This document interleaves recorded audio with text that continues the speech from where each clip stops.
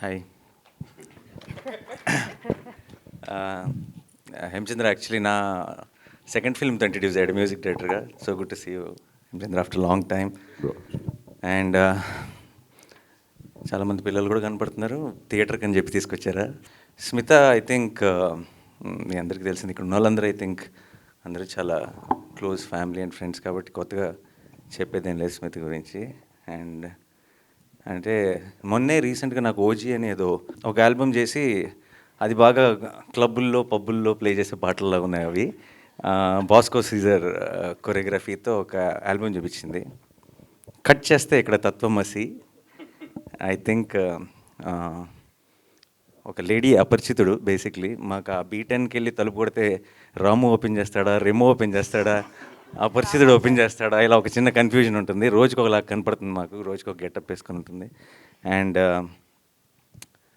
ఎన్ని రకాల ఇనిషియేటివ్స్ తీసుకుంటుందంటే, ఎన్ని ఛాలెంజెస్ తీసుకుంటుంది, ఎన్ని ఈవెంట్స్ చేస్తుందంటే, ఆ ఈవెంట్స్కి వచ్చి మేము అలసిపోతున్నాం కానీ చేసి చేసి తను అలసిపోవట్లేదు. ఆ ఓపిక ఎక్కడి నుంచి వస్తుందో తెలియదు, ఆ ఎనర్జీ ఎక్కడి నుంచి వస్తుందో తెలియదు. నిజంగా నువ్వు వేరే సపరేట్ పీస్ నువ్వు.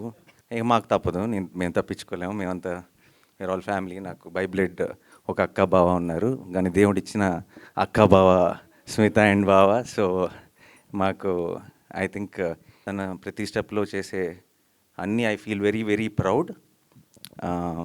డైరెక్ట్గా నేను సినిమాలు అయినో నాకు పూర్తిగా తను చేసే చాలా విషయాల డెప్త్ నాకు పూర్తిగా అర్థం కాకపోయినా సరే, I really enjoy the whole process and the energy she puts in. I think it's amazing. And ఈ తత్వమసి విషయంలో కూడా నాకు ఫస్ట్ ఒక సాంగ్ వినిపించింది ఫస్ట్ టైం.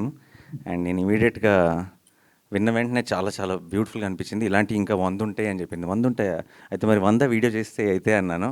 సలహా ఏముంది, ఈజీగా ఇచ్చేస్తాం. ఇచ్చేసాను. కానీ ఆ ఇచ్చిన నెల రోజులకే నాకు ఫోన్ చేసి, ఇందులో ఒక పాటలో నువ్వు చేస్తావని అడిగింది. నీకేమైనా పిచ్చి పట్టిందా, పాటలకి నాకు అసలు సంబంధం లేదు పాడతావా అని అడిగా. పాడతావా అని అడిగింది. అడిగా. లేదు, నో ఛాన్స్ అన్నాను. అక్కడి నుంచి కట్ చేస్తే ఇంకో నెలకి ఇలా లాంచ్ చేస్తున్నావు, నువ్వు ఈవెంట్కి రావాలంది. ఎలా చేస్తుందో ఎలా లాగేస్తుందో నాకు తెలియదు. సంహవ్ ఐ థింక్ నీకు ఏదో ఒక చిన్న ఒక చెయ్యి ఉంది, ఒక బ్లెస్సింగ్ ఉంది, లేకపోతే ఇలాంటివన్నీ పాసిబుల్ కాదు. అండ్ ఐ రియలీ హోప్ తత్వమసి నువ్వు ఏదైతే లాంచ్ చేసావో ఇది పెద్ద సక్సెస్ అయ్యి అందరినీ రీచ్ అవ్వాలి. ఏదైతే పర్పస్తో చేసావో ఆ పర్పస్ ఫుల్ఫిల్ అవ్వాలని మనస్ఫూర్తిగా కోరుకుంటున్నాను.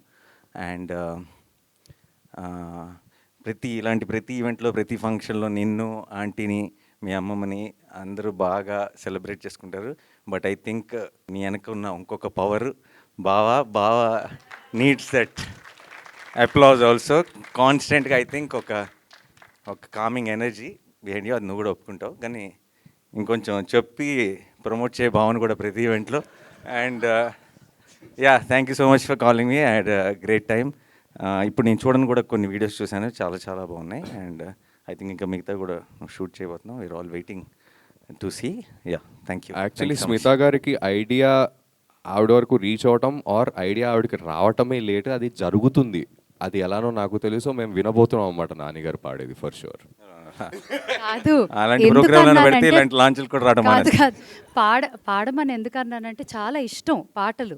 సరదాగా అంటే నువ్వు పాడితే అందరూ పాడుకోవచ్చు అని కూడా అనిపిస్తుంది కదా అన్న. తింటాం ఇష్టం, అలా అని వంట అనకూడదు. రెండు వేరే వేరే విషయాలు. సో మరి ఇప్పుడు ఈ టూర్ గురించి మాట్లాడుతున్నాం. బట్ బిఫోర్ దాట్, మరి మీ ద్వారా with this remote Dakshin stories ఒక చిన్న ఏవి. ఓకే, దక్షిణ్ స్టోరీస్ ఏవి లాంచ్ ప్లీజ్.